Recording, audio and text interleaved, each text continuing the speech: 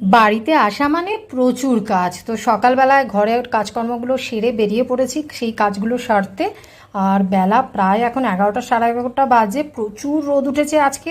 তো একটু চা খেয়ে নিয়েছি, কারণ চা খাওয়ার কোনো সময় হয় না। সেখানেই ওই ব্যাংকের সামনে আমার এক বন্ধুর সাথে দেখা হয়ে গেল। ও এখন স্কুল টিচার, ব্যান্ডেল সেন্ট জনসের টিচার। আর তারপরে আমরা আবার অন্য কাজে যাচ্ছি। আর রাস্তায় রাস্তায় পুজো মণ্ডপ আর মানে লাইট সব কাজ চলছে, বেশ ভালো লাগছে। পরিবেশটাই যেন একটা কি আনন্দের। আর এইখানে চলে এসেছে, এখানে রয়েছে আমার ছোটোবেলার school, Hooghly girls high school. বাকি তো কলেজ আমার হুগলি উমেন্স কলেজ।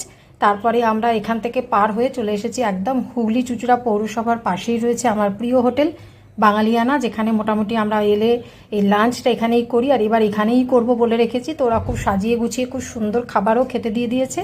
আমরা মাছের ঝোল ভাত নিয়েছি, শেষ পাতে নিয়ে নিয়েছিলাম টক দই। ছেলে যায়নি, ছেলের খাবারটা আমরা প্যাক করে বাড়িতে নিয়ে চলে এসেছি। এভাবেই আজকে সকালটা কাটালাম।